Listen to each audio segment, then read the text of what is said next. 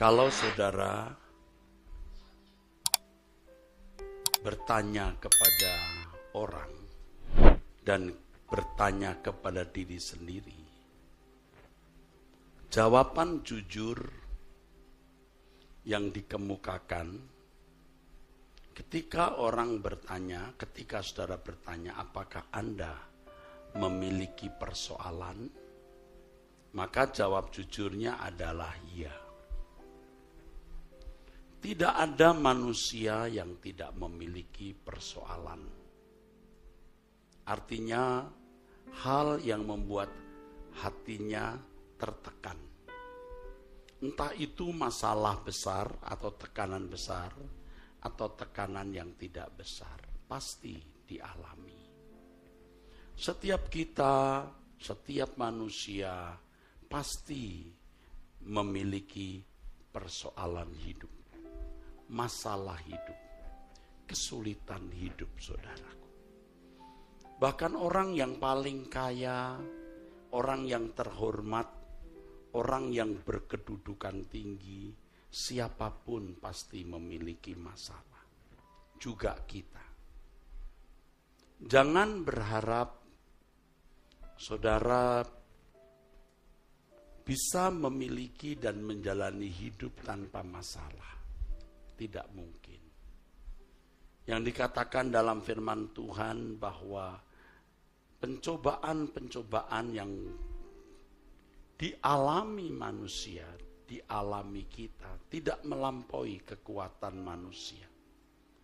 Ayat itu sudah secara tidak langsung mengisyaratkan bahwa setiap orang memiliki persoalan. Pencobaan-pencobaan yang kamu alami siapapun ialah pencobaan-pencobaan yang tidak melebihi kekuatan manusia. Menarik di sini kata manusia. Bukan anak Allah saja, tapi semua manusia.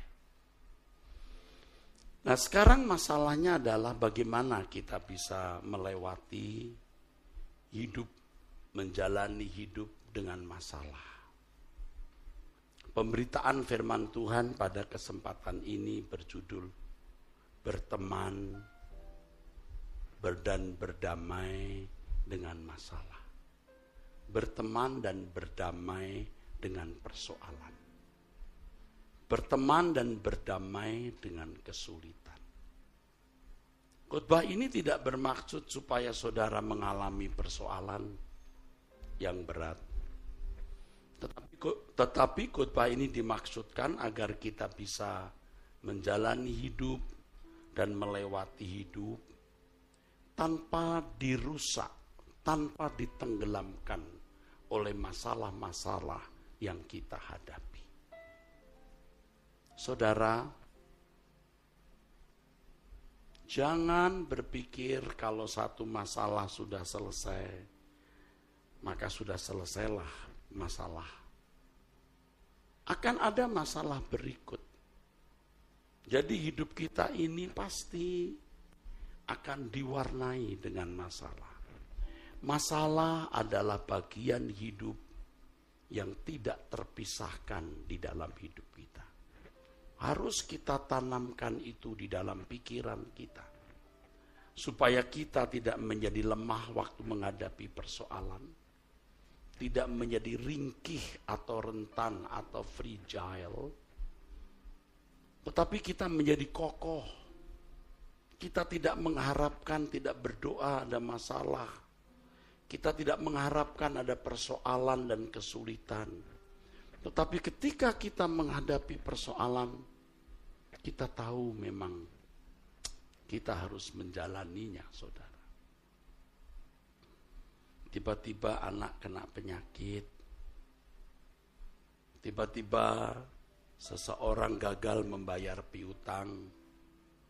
Atau kita tidak bisa membayar hutang. Tiba-tiba terjadi kebakaran di tempat kerja. Dan lain sebagainya. Memang ketika kita pertama melihat, mendengar masalah-masalah itu, pasti pertanyaan secara manusiawi kita adalah why? Mengapa? Why? Mengapa? Tetapi pertanyaan itu jangan saudara menuntut jawaban cepat-cepat. Ya. Mobil yang diparkir depan rumah hilang. Why? Mengapa? Ini pertanyaan manusiawi yang bisa atau biasa meluncur di dalam pikiran dan hati kita. Jangan buru-buru menuntut jawabannya. Kalau jawaban belum kita peroleh mengapa, kita diam dulu saudaraku. Ya, kita diam dulu. Tiba-tiba ada rasa tidak enak di dada, lalu ke dokter, dokter berkata ini penyempitan. Atau bagian kiri sakit, oh ternyata pankreasnya bermasalah. Atau suami atau saudara sendiri di PHK. Why? Mengapa? Tapi kita jangan buru-buru memaksakan memperoleh jawaban. Ingat ini. Bisa terjadi saudara hari ini, besok ada masalah, ada problem. Jangan buru-buru maksa. Jangan maksa buru-buru mendapat jawabannya. Why? Mengapa? Diam dulu saudara. Kita harus percaya jika kita adalah anak-anak Allah. Kita pasti di dalam kontrol Tuhan. Firman Tuhan mengatakan rambut kepalamu pun terhitung. Rambut kepalamu pun, kalau di dalam bahasa aslinya, rambut kepalamu pun ditandai. Ditandai. Satu rambut ditandai. Ya, rambut kepalamu pun terhitung. Dalam teks aslinya sebenarnya artinya itu sebuah kiasan. Ia menandai setiap lembar rambut kita. Itu berarti Tuhan akan sangat peduli kita. Ya. Burung pipit itu 2 ekor seduit, kata firman Tuhan. Seduit itu mata uang terkecil. Mata uang terkecil bisa membeli 2 ekor burung pipit. Tuhan berkata, kamu lebih berharga dari banyak burung pipit. Jadi kita jangan memaksa buru-buru mendapat jawaban. Why Lord? Mengapa Tuhan? Kenapa? Ya, banyak orang yang memaksa mau tahu kenapa. Lalu jadi stres. Lalu cepat-cepat mencari kambing hitam, penyebab. Ini gara-gara siapa? Why? Mengapa? Tapi kita tidak memaksa segera mendapat jawaban. Kita harus ingat bahwa semua di dalam kendali Tuhan. Katakan amin. Semua di dalam kendali Tuhan. Katakan amin. Ini di luar pikiran kita, di luar kemampuan kita. Kita berkata, celaka ini. Mampus ini, mati aku, rugi, hancur.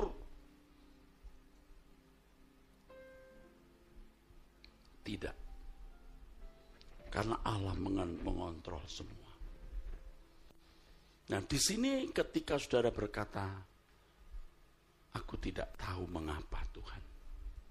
Tapi aku tahu dan aku percaya Engkau Allah yang hidup. Engkau Allah yang berkuasa.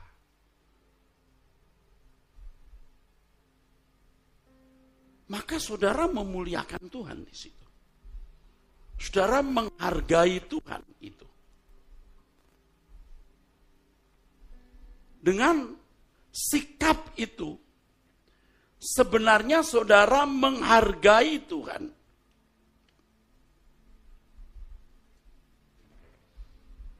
Itulah sebabnya saya mengajak saudara-saudara sekalian untuk belajar firman Tuhan seperti ini. Saudara datang ke gereja yang sangat tepat. Gereja yang tidak menipu saudara. Seperti misalnya begini, apa masalahmu?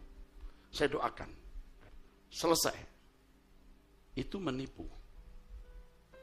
Hidup tidak akan pernah tidak bermasalah. Kita mendoakan saudara, amin. Masalah saudara selesai, bisa.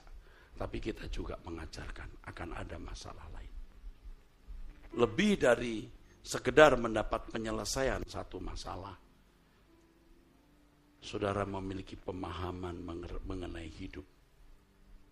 Supaya ketika saudara memasuki hari-hari yang tidak pernah berhenti dari berbagai persoalan saudara sanggup. Ya. Baru mau selesai COVID. Ya. Muncul berita perang di Eropa. Nanti kita akan lagi menghadapi masalah pemilihan umum dan lain sebagainya. Belum masalah-masalah pribadi dalam hidup saudara. Beberapa waktu yang lalu saya menulis lagu, ya. Memang lagu-lagu saya yang baru ini ada yang saudara belum tahu. Ketika Tuhan mengizinkan kita mengalami persoalan, ya. Kita bertanya, mengapa Tuhan? Percaya enggak saudara? Tuhan pasti menjawab. Tapi belum tentu saat itu. Jadi kalau Tuhan belum menjawab, saudara jangan buru-buru tanya. Buru-buru mau tahu, diam saja. Percaya bahwa semua di dalam kontrol dan kendali Tuhan. Dan disitulah kita diberi kesempatan untuk memuliakan Dia. Seberapa kita memiliki kepercayaan kepada Tuhan yang tidak kelihatan, tapi Allah yang hidup ini. Tuhan pasti menjawab, mengapa kejadian itu terjadi. Ya, tidak usah marah, tidak usah cari kambing hitam. Ya, ini gara-gara ini, gara-gara itu. Diam.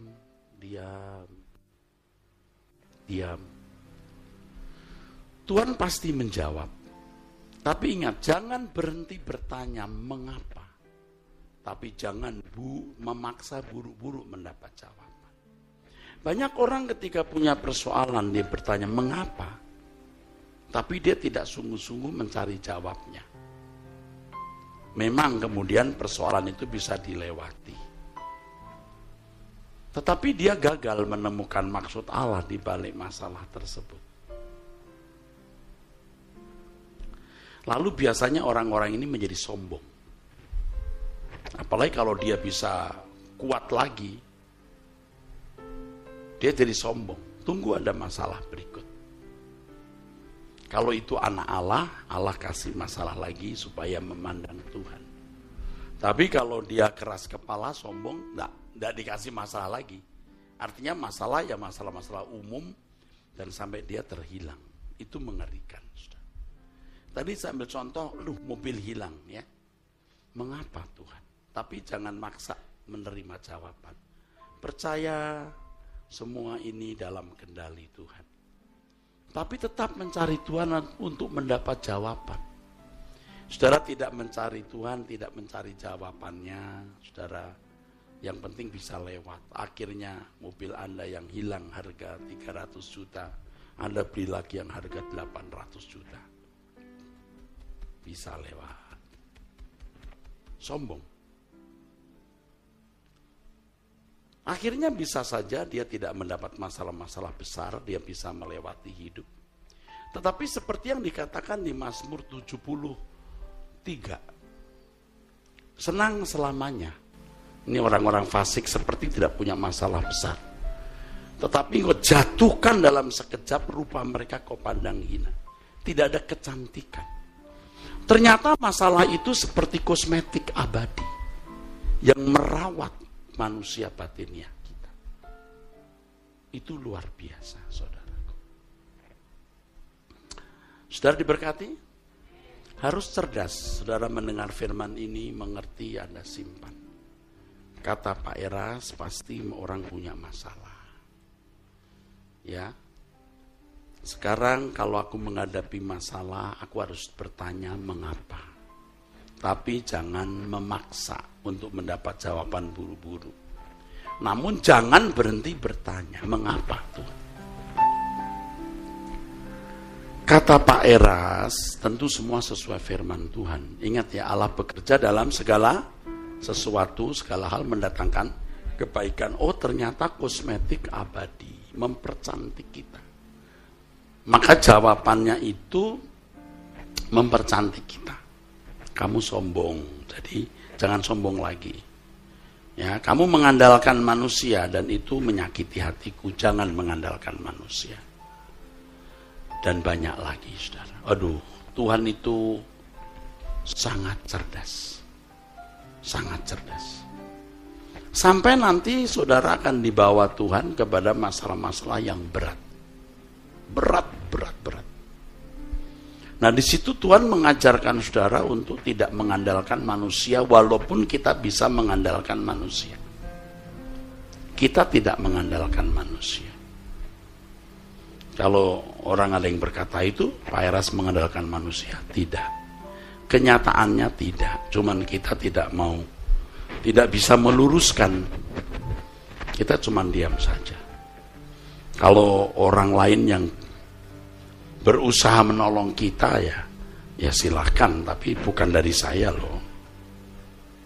Bukan dari saya pribadi.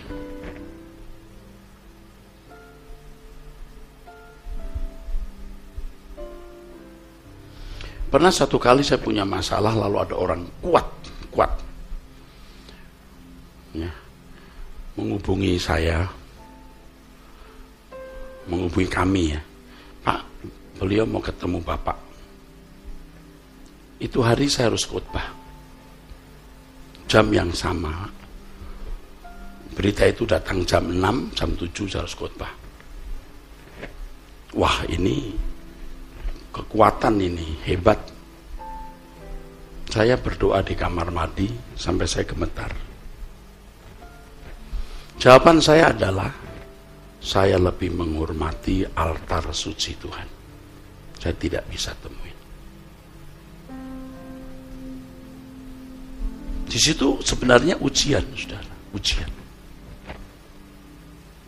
Saudara akan pasti menghadapi masalah-masalah yang saudara akan cari-cari siapa yang bisa bantu. Enggak salah. Tapi saudara harus minta pertolongan Tuhan. Hikmat kepada siapa saudara datang, itu pun kalau Tuhan izinkan atau Tuhan kehendak.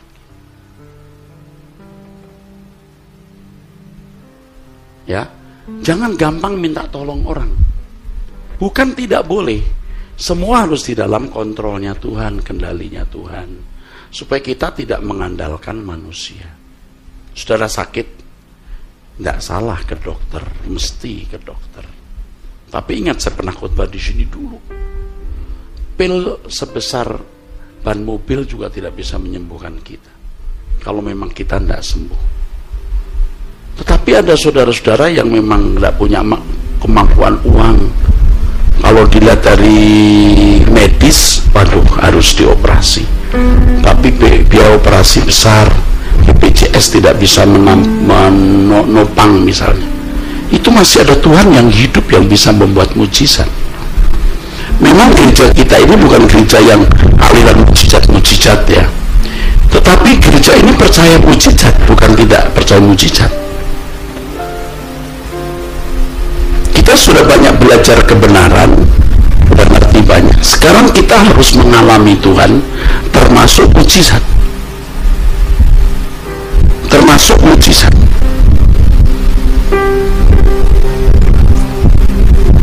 Kalau saya bersaksi dengan kesembuhan yang terjadi beberapa bulan belakangan ini, nanti saya akan menjadi seperti dukun, lalu Anda rame-rame datang ke saya. Saya tidak mau. Dan benar-benar terjadi mujizat. Yang sudah di ujung maut sudah tidak ada harapan hidup, Tuhan bisa dan berkenan memberikan kesembuhan. Bahkan tadi dari rumah ketika saya berdoa pagi-pagi, saya sempat berpikir, apakah saya mau doa untuk saudara-saudara yang sakit ya di Gajah Mada.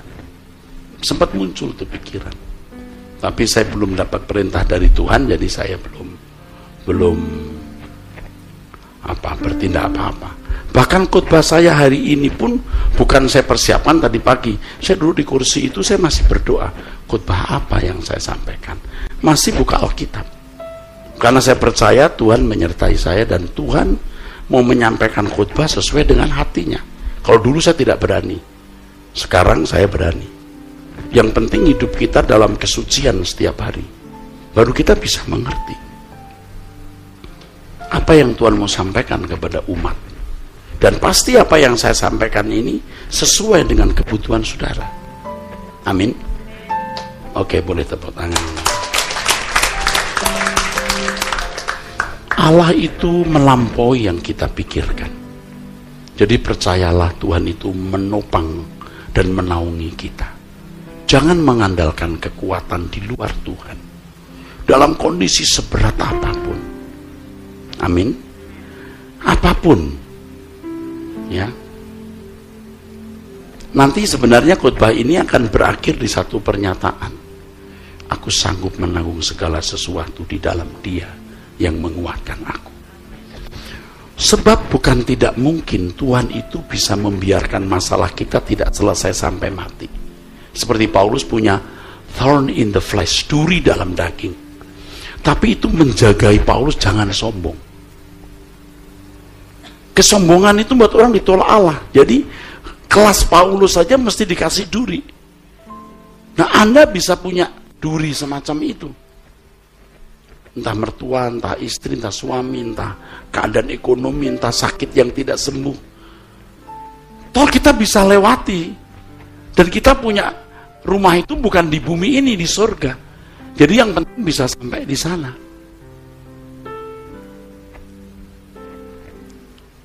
Ada yang punya status hidup yang kalau cerita ke orang malu. Kalau ditanya sudah menikah belum? Belum. Malu. Sampai mati nggak pernah menikah, atau nggak pernah punya anak, atau jadi duda, atau jadi janda yang dikhianati suami. Nggak usah malu. Kondisi-kondisi itu kondisi-kondisi yang sangat kondusif. Kondusif itu artinya situasi yang mendukung tercapainya tujuan. Dan tujuan kita itu kerajaan surga. Allah kita itu hidup. Nah, tetapi saya tidak bisa berkata kepada saudara, bahwa saudara bisa tahan menghadapi segala keadaan, akan mendengar jawaban Tuhan kalau bertanya mengapa Tuhan.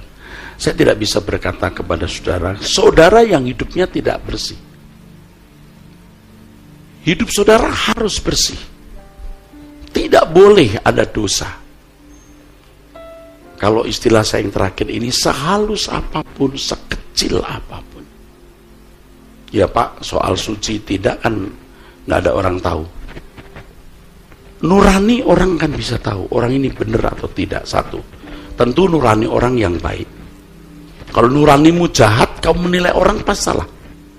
Tapi kalau nuranimu bersih, kamu akan bisa menilai orang dengan tepat. Yang kedua, di pengadilan Tuhan. Pasti ada pengadilan. Ya pengadilan nanti Pak.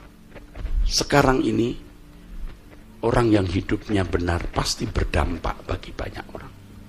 Pasti berdampak. Berdampak itu bukan hanya di gereja membuat orang mendengar khotbah kita atau diberkati oleh suasana kebaktian, tetapi rupiahmu pun memberkati. Kalau engkau punya ekonomi yang baik, engkau akan membuat anak-anak yang tidak sekolah jadi sekolah. Yang mestinya jadi, maaf ya, pelacur jadi sekretaris. Yang mesti jadi begal, jadi maling, jadi pegawai. Itu membawa dampak. Gak usah banyak bicara, hidupmu membawa dampak enggak?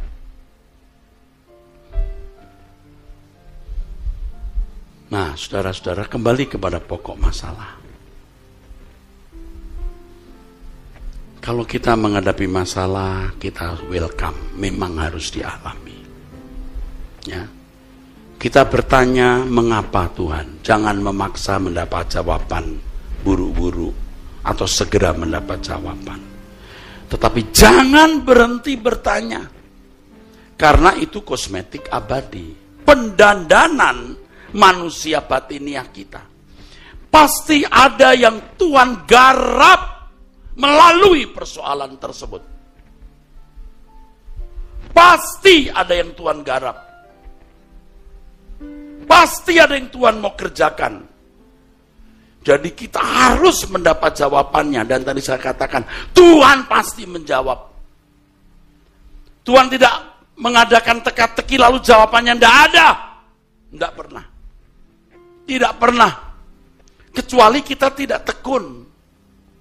Ya udah, lalu bisa menyelesaikan atau melewati masalah itu tanpa mengerti apa yang Tuhan kehendaki dalam hidup kita melalui masalah itu. Akhirnya jadi apa? Akhirnya sombong, jadi angkuh. Aku bisa melewati. Kalau Tuhan berkemurahan ke orang itu, Tuhan kasih persoalan lagi supaya dia bertanya. Dia tidak bertanya, Tuhan tidak akan kasih persoalan yang berat. Ya udah, gampang aja, semua lewati. Kamu sukses, ekonomi baik, kau berhasil, kau kenal pejabat tinggi, kamu kuat, kamu terhormat. Silakan. Itu ngeri, saudaraku.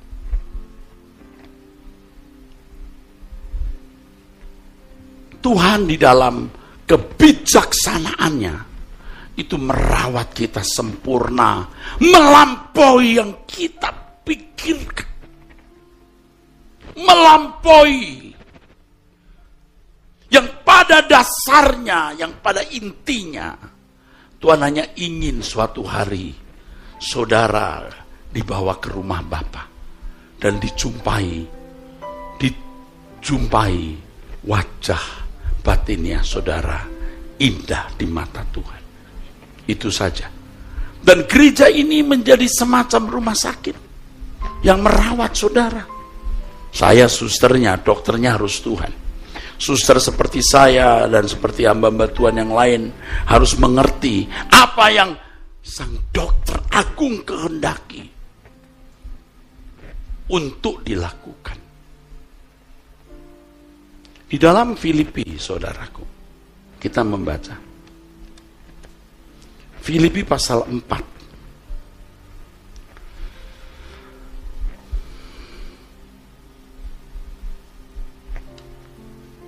Filipi pasal 4 ini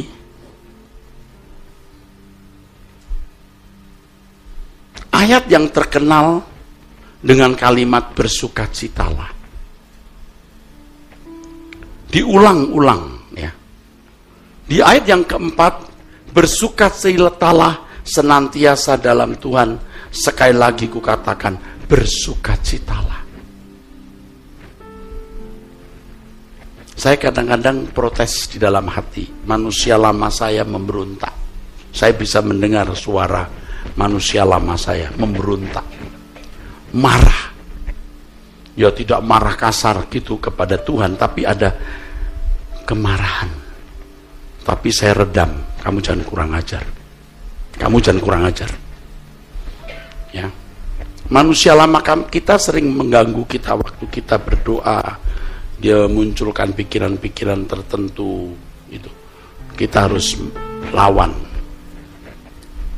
Manusia lama saya memberontak, protes. Bagaimana aku bisa bersukacita? Ini menyakitkan.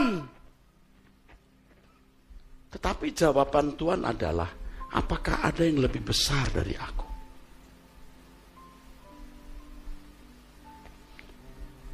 Saudara bisa mengalami masalah-masalah besar dan saudara bisa berkata, ini menyakitkan. Tapi Tuhan akan berkata, apakah ada masalah atau sesuatu yang lebih besar dari aku?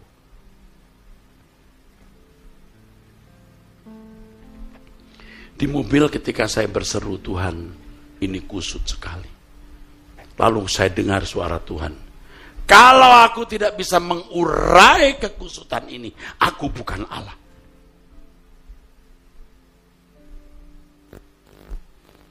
Jadi Bapak Ibu yang sekarang sedang ada di dalam keadaan seperti telur di ujung tanduk, tidak akan jatuh telur itu kalau digenggam Tuhan. Katakan amin. Amin. Tapi saya tidak bisa bicara kalau hidup saudara kotor. Ingat ini. Ini berlaku bagi saudara yang hidupnya mau berubah. Anda bisa salah. Tidak ada orang yang tidak pernah punya salah. Tapi Anda harus bertobat. Bertobat itu bukan hanya minta ampun atas kesalahan kita, tapi berkomitmen tidak mengulanginya. Tidak ada orang yang lebih beruntung dari orang yang menjadi anak Allah di dalam Yesus Kristus. Okay. Anak dari Elohim Yahweh, Bapa di surga, Allah Israel, Allah Abraham, Ishak dan Yakub. Bersukacitalah. Bersukacitalah. Jadi tidak ada alasan kita menjadi sayu, ya, lalu kita lemes, hilang semangat. Saya bicara ini bukan hanya kepada saudara, kepada diri saya sendiri. Sebab saya juga manusia, saudara. Tuhan, bagaimana bisa bersukacita ya dengan situasi seperti ini, Tuhan?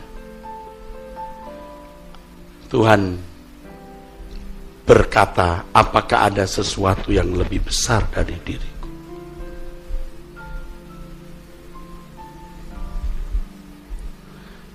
Kita pungut satu kalimat ya. Saudara, sebesar apapun masalah saudara, pasti akan selesai pada waktunya. Dan kau bisa bersukacita. Dan kita bisa memandang seolah-olah masalah itu sudah selesai, walaupun belum. Kalau belum, karena kita sedang digarap. Sedang digarap. Saya pernah dioperasi, saudara. Sebelum dioperasi, kita prosesnya kan semua baju dibuka, lalu didorong di ruang operasi, lampu-lampunya terang-terang, terus kita disuntik, terus gitu.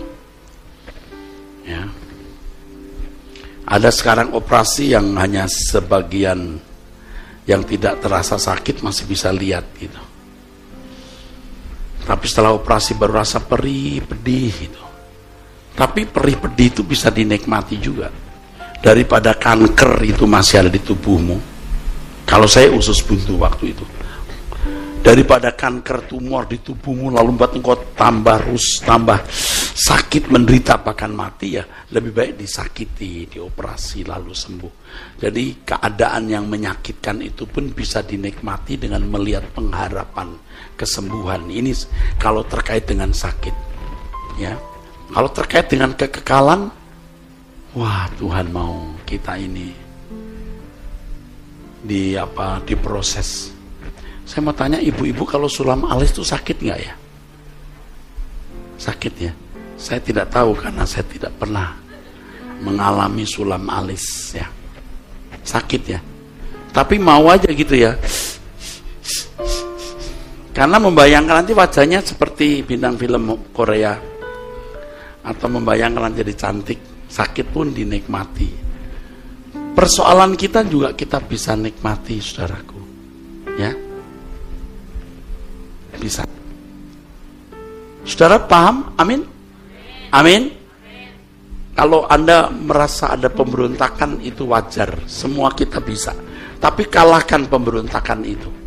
Bagaimana aku bisa tenang, Tuhan? Bagaimana aku bisa bersukacita dengan masalah sebesar ini? Apakah ada lebih besar dari Tuhan? Bersukacitalah senantiasa, bersukacitalah.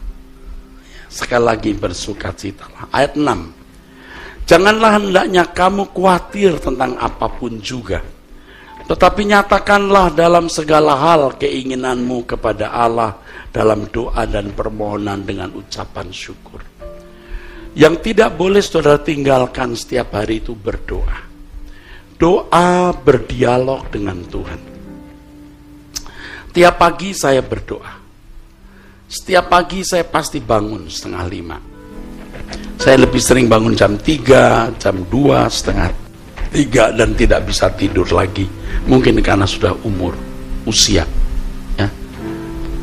Ya, makanya kadang-kadang sudah bisa lihat saya begitu kusut karena memang kurang tidur, hanya 3 jam tidur. Tapi tidak pernah gagal kecuali saya sakit waktu COVID. Sudah hampir 1,5 tahun. Doa tiada henti. Ya. Ini sudah 1,5 tahun yang lalu. Jadi bukan karena ada satu masalah baru saya doa puasa. Sebelum ada masalah saya sudah doa bersama. Jadi jangan nunggu ada masalah baru kita doa. Sudah 1,5 tahun yang lalu. Kita juga doa puasa karena tema doa puasa kita itu adalah perubahan. Kita mau menjadi manusia yang betul-betul diubah Tuhan dan berkenan.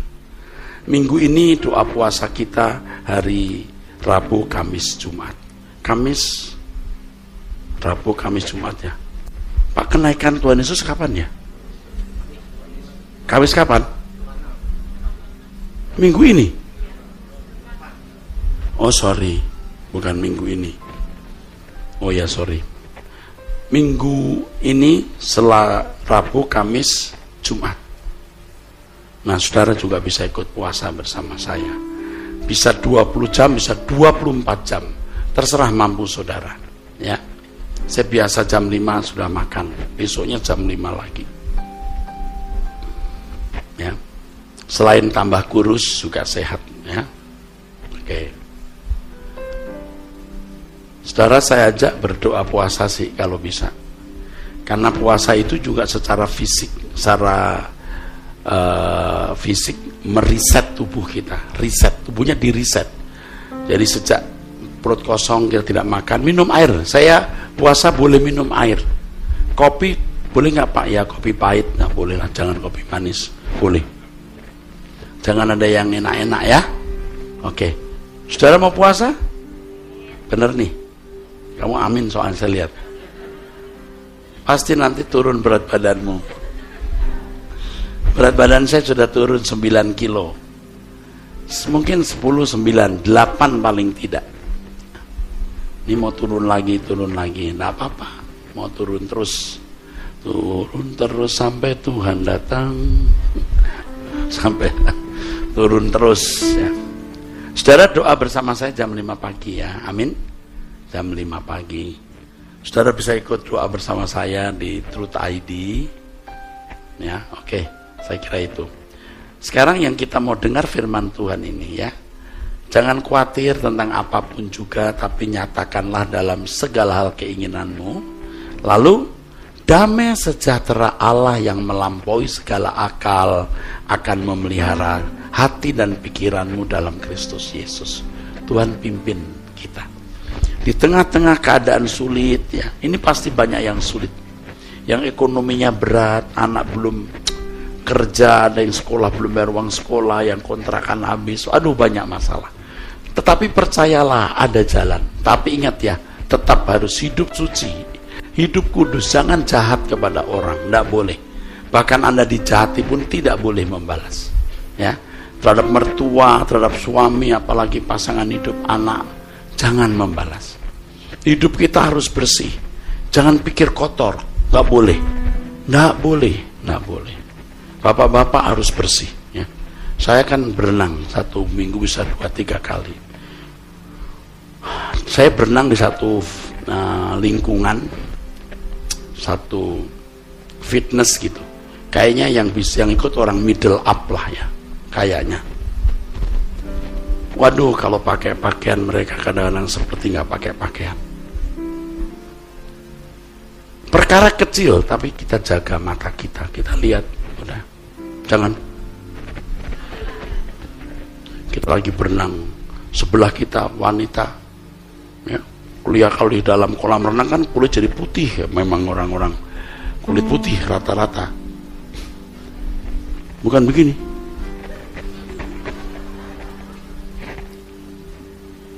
Mata harus betul-betul bersih. belajar ya, bapak-bapak katakan amin, ibu-ibu jangan bilang amin, hanya bapak-bapak. Bapak-bapak bilang amin. Aduh, amin ya kok. Oke. Ayat yang ke-12. Aku tahu apa itu kekurangan dan aku tahu apa itu kelimpahan. Jadi sudah melewati banyak pergumulan hidup. Dalam segala hal rahasia bagiku, baik dalam hal kenyang maupun dalam hal kelaparan, baik dalam hal kelimpahan maupun dalam hal kekurangan. Aku bukan anak kemarin sore yang baru hidup, kira-kira begitu. Aku mengalami semua itu, kira-kira begitu. Namun, maaf, tetapi ini 13, segala perkara dapat apa? Kutanggung di dalam Dia apa?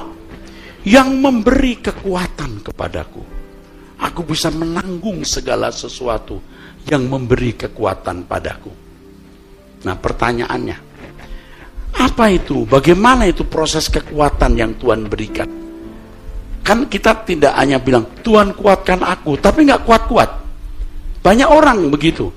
Tuhan aku nggak sanggup, ini berat masalahnya, kuatkan aku. Tapi nggak kuat-kuat. Nah, maka ada saluran untuk kekuatan Tuhan. Yang pertama, saudara harus berdoa.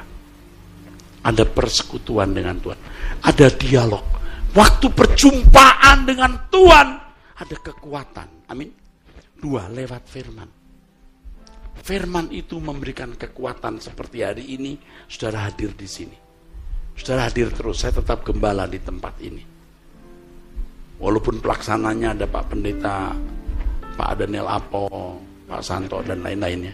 Pak Yehuda, Pak Rudi, Pak Teo, Pak Hasan, Pak Irman, dan lain-lain. Tapi sayalah gembala saudara. Tapi saudara tetap datang ke sini. Paling tidak 2 kali saya datang, paling tidak loh. Sama seperti dulu, kadang-kadang dulu 3 kali. Tapi bulan ini 3 kali, betul nggak Pak? Nanti waktu kenaikan Tuhan Yesus, saya datang. Ya, walaupun saya sudah makin tua dan sibuk, saudaraku. Ya. Jadi saudara harus mendengar firman. Punya doa, itu kekuatan. Mendengar firman. 3, persekutuan dengan saudara seiman yang memberi kekuatan. Jangan bergaul dengan orang yang salah, tapi bergaulah dengan orang yang bisa memberikan kekuatan, yang bisa memberikan sharing kepada saudara. Ini kekuatan yang bisa Tuhan berikan.